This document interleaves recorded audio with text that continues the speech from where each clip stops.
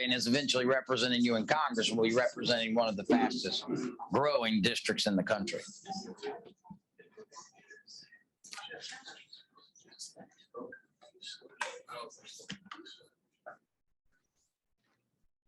We're playing musical chairs here. Just to give you a little background, I was invited to do this. I'm glad to do it. Yeah, I think this will be one of a number of opportunities you have to hear from these candidates, and of course later some that were not able to attend today. And I hope we hope we'll facilitate a good discussion. This is a forum, not a debate, and we're going to try to keep them to the time. But we want you to to hear from these candidates, make your own impressions, tell your friends about it, and use it as you start to to foster some decisions. But for a lot of you, this is your first opportunity, and my first opportunity to get to know some of these candidates a little better.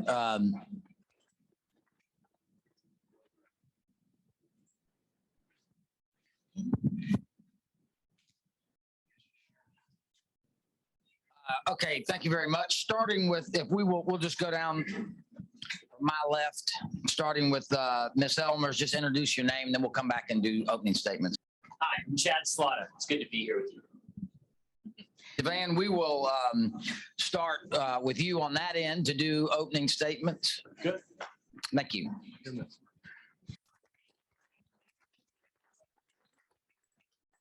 Well, good afternoon, everyone. Again, my name is Chad Slotta, and it really is a pleasure to be here. Dallas, thank you, and the team in Harnett County for hosting us today. I'm joined by my lovely wife, Leah. She's here with me, and we are the proud parents of 3 incredible teenagers. And actually, I want to tell you a story about one of our kids to answer the question why I'm running for Congress. Earlier this year, our daughter texted us a picture of what she had written in her notebook. She was very upset, sent us a message, and what she had written in her 9th grade handwriting was simply this: Dad, 1 out of 20 people in my 3rd period class stood up for the Pledge of Allegiance.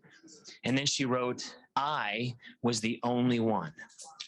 Now, I'm running for Congress to stand with my daughter and to stand for my children's future and for your future and the future of our country in what I really believe is a battle for the soul of our country.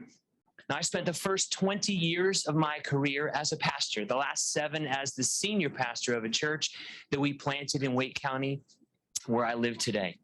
In 2017, I stepped up to serve as the CEO of our family's small business. I've built and balanced budgets. I've solved supply chain problems, and I've created jobs right here in America.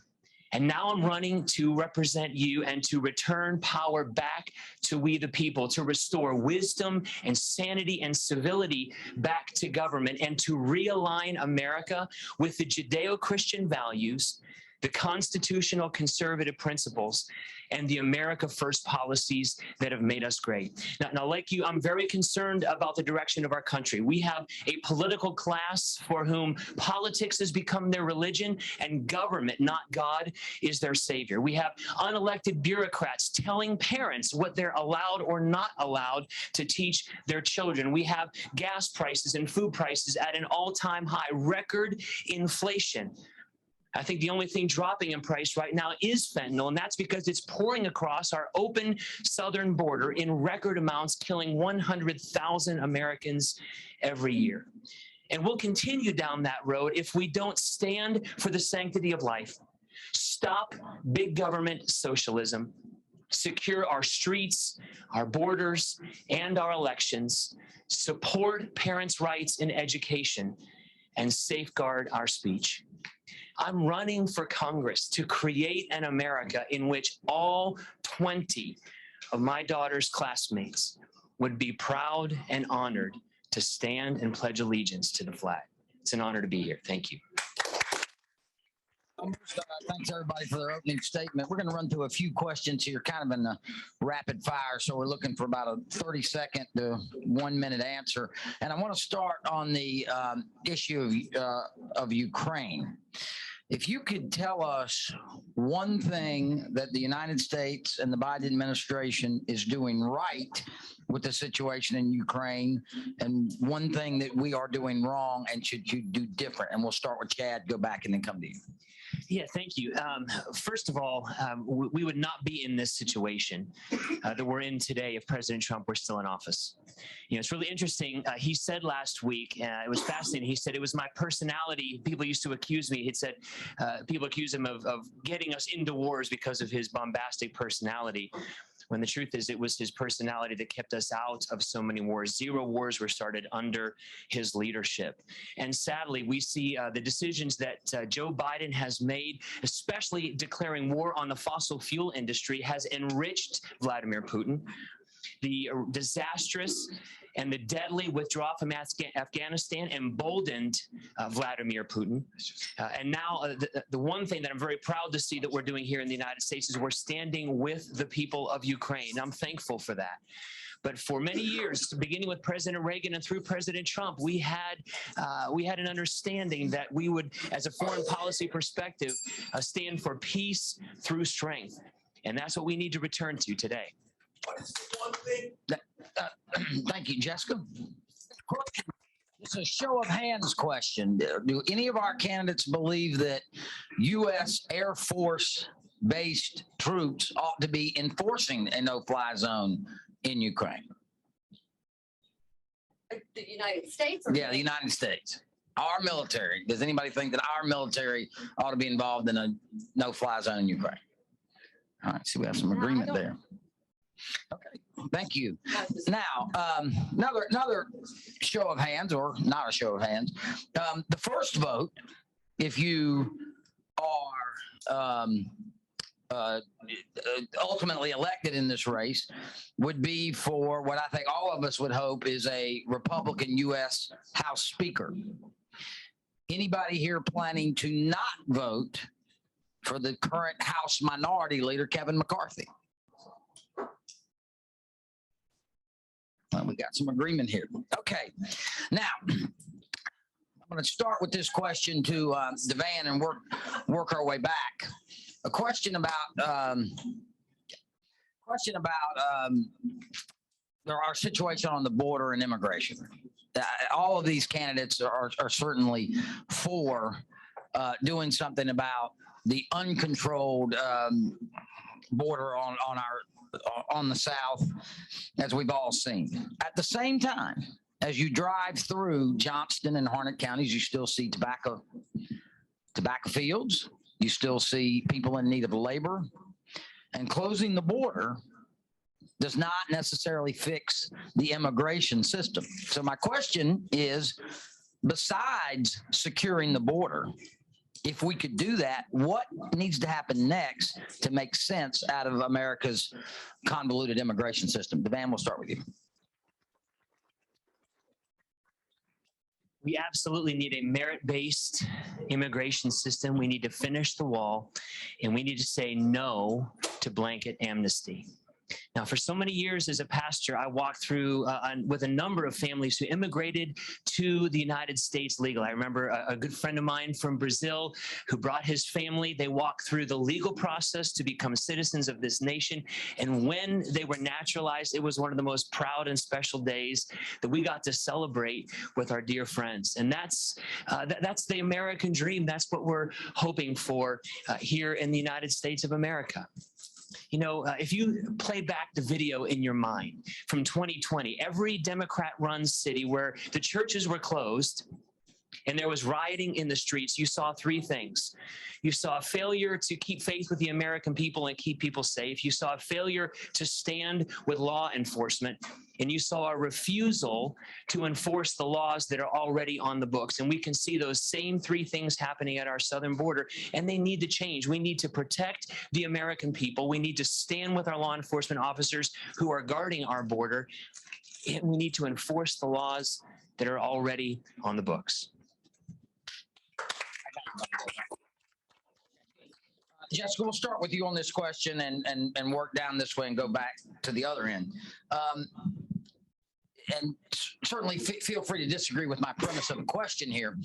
But it seems to me that with Republicans, there is a tension with big tech in that we generally don't favor overregulation and government involvement in the free market system. Nobody has to get on Facebook. Nobody has to get on Twitter or Instagram. At the same time, this is having an enormous effect on the ability for both Republicans to communicate, the appropriate communications of children. A lot of directions you can go with this, but I guess my question is, if you were a member of the House of Representatives, what would be your view on what Congress needs to do anything about, quote unquote, big tech, if anything? One thing that needs to be done is to, first of all, eliminate any special protections that social media platforms are getting that they were given when at their inception, because now we can see that those special protections are being abused by those companies to allow for people to be deplatformed and canceled, and that needs to stop. It very much concerns me to see how what seems to be, and this is just my perspective, it feels like the big tech companies today have almost an internal morality that because they create algorithms and they create design around what's allowed to be shown, that they can almost impose what seems to be, again, an internal corporate morality on the rest of us. The opinions and the viewpoints that they want to put forth, they can control those things, and that is a huge concern because, again, our First Amendment rights and the basis of who we are as a nation, if we can't be honest about what we think, if we can't honestly debate issues in the open marketplace, we stand to go down the road that other nations have who have fallen to tyrannical government. And so I will keep a very watchful eye and, again, begin by removing any special protections they were given at their inception. Thank you. So, and go this way. We're going to ask you. Oh, no, I was just saying, these are great questions. Oh, well, blind squirrel in a nut, you know. We're going to go about 2 or 3 more questions and then closing statements. We want to be appreciative of everybody's time today, and thank you for being here. Chad, we'll start with you. President Trump remains one of the most popular figures in the Republican Party. He has endorsed one of the candidates that chose not to attend this forum today.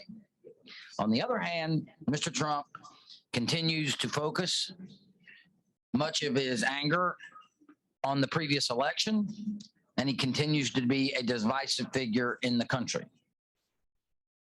What is the proper role of the former president in the modern day Republican Party and in this race in particular?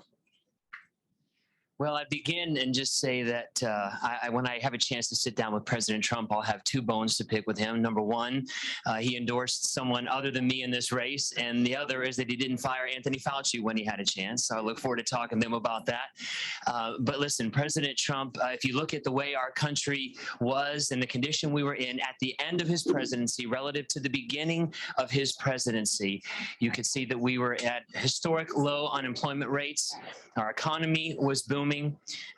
Gas prices were low. Food prices were low. He was the most pro-life president we've ever seen. And so, again, under President Trump, America was doing very well, and I would welcome his support and influence in the party for sure. You know, as a pastor, we always teach that, right, we judge people by the fruit of their labor, by the fruit of their work, and what comes out of their lives. And by any measure, when you look at Joe Biden's presidency, the last 14 months has been an abject disaster.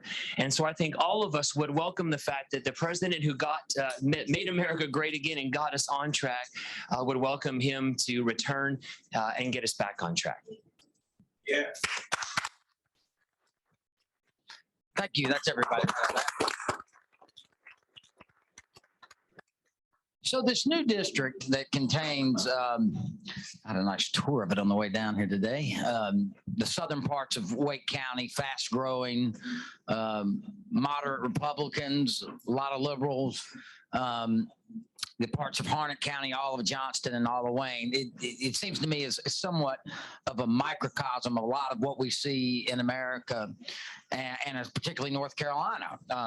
Very fast growing suburbs, some parts of downtown core, farming and rural communities. So two-part question, and we'll go 90 seconds on this, and then we'll move to closing statements. How can you, as a member of Congress, bridge the urban-rural divide to effectively represent this community? And what about you makes you particularly talented and able to represent a district as such you are running in? And we'll start with Devan and come down this way, that way. Psalm 90 verse 12 says, teach me, O Lord, to number my days that I may have a heart of wisdom. And obviously that's not talking about the number of days that we have in front of us, because none of us know how many days we have in front of us. But it's important that we look back on our experiences and we learn from those things, because that wisdom helps us to succeed in whatever God's called us to today. And as I said, I spent the first 20 years of my career pastoring. I've heard every story I think that you could possibly hear from a family. I've walked through so many different life situations with folks. And when we moved to Wake County in 2010 to plant our church, I've had the privilege of pastoring folks from the urban side of our district and the rural side of our district. And I've had a chance to sit with them and pray with them and go to the hospital with them.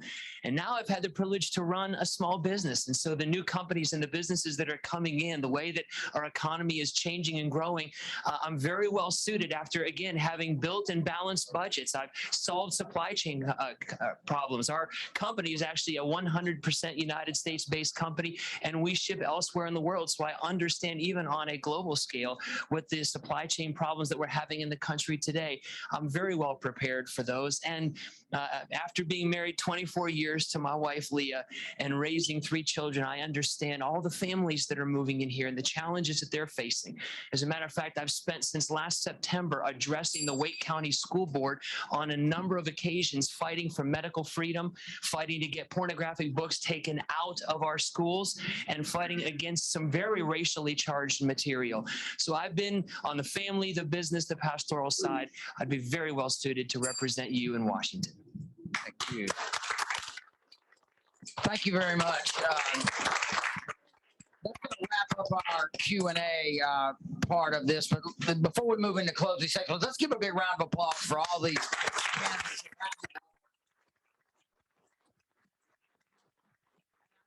I speak for the people out here and the people watching online and the people who will read about this later, to say that the 13th is going to be well represented, and we appreciate your commitment to public service. We're going to go 1 minute for the closing statements, and since chivalry is still alive here in Harnett County, I'm going to start with the women. I'm going to go to Jessica, and then Renee, and then work back and end with Devan.